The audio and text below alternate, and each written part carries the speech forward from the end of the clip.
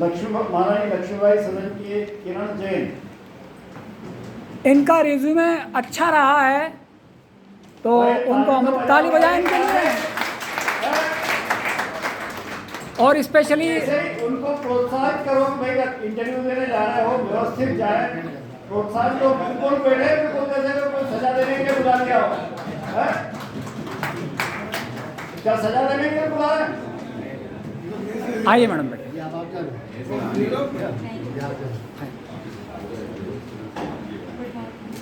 शुरुआत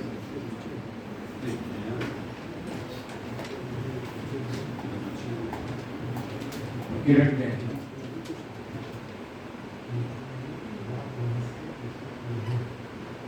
आपका रिज्यूम मेरे सामने है। सर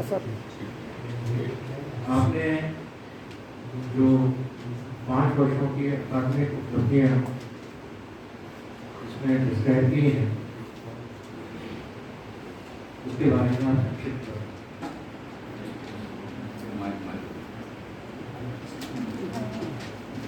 मेरा 10वीं और 12वीं ये दोनों बतंगड़ से हुआ है, शासकीय उच्चतर माध्यमिक विद्यालय बतंगड़।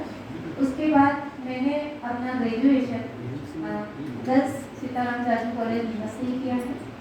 और बाद में बीएड मैंने सेवा में आने के बाद किया है इग्नू से।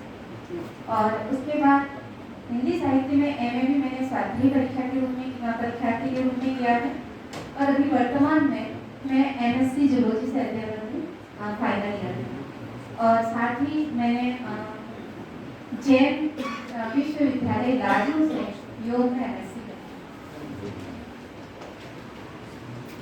इसमें आपने कहीं भी किसी भी डिग्री के सामने अपना डिवीजन नहीं लिखा है कि आप किस डिवीजन के अंदर आपने ये डिग्री हासिल करी है, उनको बताना है। हाई स्कूल परीक्षा मैंने सेकंड डिवीजन उत्तीर्ण की है, बाकी सभी परीक्षाएं प्रथम श्रेणी में।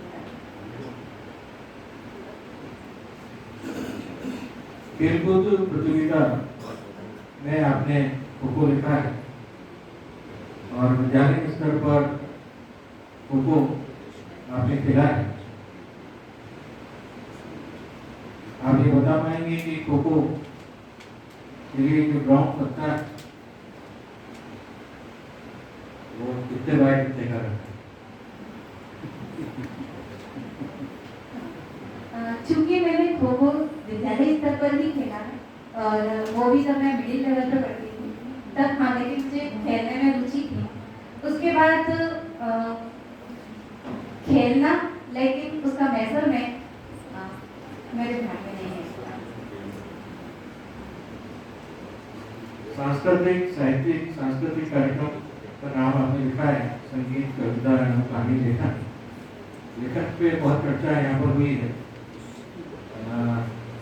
मैं इस सदन के माध्यम से आपसे पूछना चाहूँगा कि अगर एक लाइन में आपको लेखन व्यक्त करना हो तो किस प्रकार करें?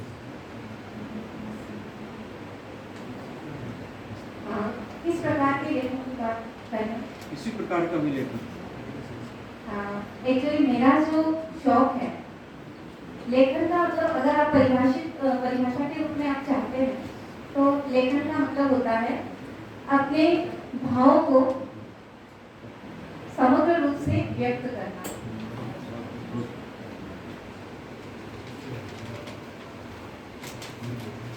किरण जी, आपने अपनी व्यक्तिगत रुचियों में लिखा है प्रकृति संरक्षण के क्षेत्र में। तो प्रकृति के संरक्षण के क्षेत्र में आपका कोई योगदान? अभी हाल ही में मैंने स्वयं में एक संकल्प लिया है। हालांकि कल मुझे उसका प्रायश्चित लेना पड़ा। चम्मच तो मैं अपने साथ लाई थी। मैं बैग में हमेशा, चाहे कहीं शादी ब्याह में जाना हो या कोई सा भी भोजन हो, मैं स्टील की चम्मच मेरे बैग में हमेशा साथ में रखती हूँ। प्लास्टिक या फिर प्लास्टिक, विशेष रूप से सिंगल यूज जो यूज एंड थ्रो प्लास्टिक है, वो यूज मैं नहीं करती हूँ। चाहे मुझे जूस पीना पड़े या तो मैं अपने बैग में ग्लास रखूँगी या फिर कागज की ग्लास का यूज करूँगी। कल चूँकि कटोरी का मुझे ध्यान ही रहा था था। मेरे को ऐसा लगा था कि जो बाउल होंगे वो प्लास्टिक के ही होंगे, तो चम्मच तो लाई लेकिन मैं कटोरी नहीं ले पाई थी। तो कल मुझे उस प्लास्टिक की कटोरी यूज़ करने से मुझे प्रायश्चित देना पड़ा कि उसके बदले मुझे एक उपवास करना है। आज मैं कटोरी अपनी खुद साथ में लाई। तो मेरा एक प्रयास रहेगा, क्योंकि अगर हम इको फ्रेंडली थाली का यूज़ करते हैं तो उससे एक तो अपनी जूठा डालने की जो समस्या है अभी वर्तमान में वो बिल्कुल खत्म होगी। साथ ही जितना जूठन अगर भोजन के साथ भोजन उस थाली में होगा तो उसको साफ करने में भी बहुत ज़्यादा पानी व्यर्थ होता है। तो पानी फिर जूठन की समस्या है, उससे कई प्रकार की बीमारियां भी होती है। तो ये सारी चीज़ें हैं। इसके साथ ही मैं स्कूल में बच्चों को प्रेरित करती हूँ कि जब भी भोजन करने के लिए जाए, क्योंकि बच्चे अधिकतर जब खाना खाने बैठते हैं तो सोचते हैं कि क्या पता आए नहीं आए, तो ज़्यादा ले लेते हैं। तो अपने जितना जरूरत है उतना ही ले, व्यर्थ नहीं करते। आपने इसमें अपनी रुचि में एक भजन गायन को लिखा है, तो मैं चाहूंगा कि केवल 2 लाइन भजन की गा के सुना।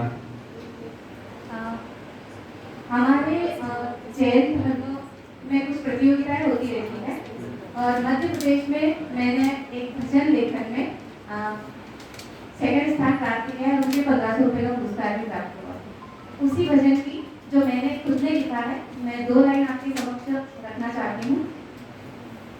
ए नाना तेरे भक्त हम, ऐसे हो हमारे कर्म, भक्ति हम करें, सेवा हम करें और समाधि मरण पाए हम।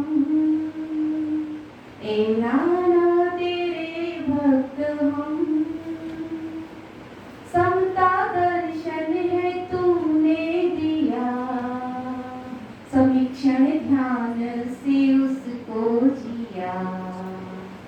समता हम करें, समीक्षण करें और निर्मल बने भावना।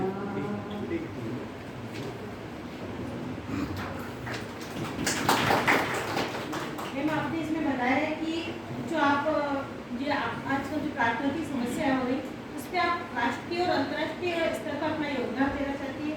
तो आजकल की समस्या तो अभी देख ही रहे हैं, जैसे पर्यावरण प्रदूषण है, ये बेमौसम बारिश है, ये बीमारी है। तो आप अपनी तरफ से क्या प्रयास कर रही हो, हमें और क्या करना चाहिए कि इन समस्याओं से हम जूझ सकें? वर्तमान की शायद सबसे बड़ी समस्या है पॉलीथीन की समस्या।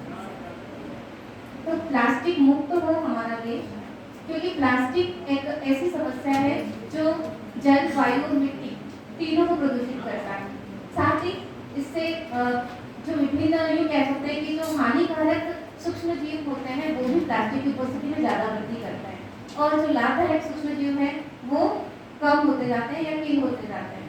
तो प्लास्टिक से मुक्त करना प्लस पानी की शुद्धता को बढ़ाना, मतलब पानी प्रदूषित नहीं हो, इसके लिए मैंने संकल्प ले रखा है कि जब घर पे कपड़े धोए जाते हैं तो मैं कभी भी जब कपड़े धोएंगे तो कपड़े धोने का जो पानी है, सबसे पहले तो कपड़े धोएंगे तो हम बहुत अच्छे से हाथों से ही मशीन से चाहे कपड़े धुल जाएंगे, लेकिन मैं धोना या उनको खंगालना हाथ से पसंद करती हूँ ताकि कम पानी का यूज़ हो और जो पानी निकलता है हम उसको घर की साफ सफाई उसमें यूज़ करें और उसी पानी को अगर हम घर के बाहर आंगन या मिट्टी में अगर उसको छिड़क दें तो शायद धूल वाली समस्या भी हल हो सकती है।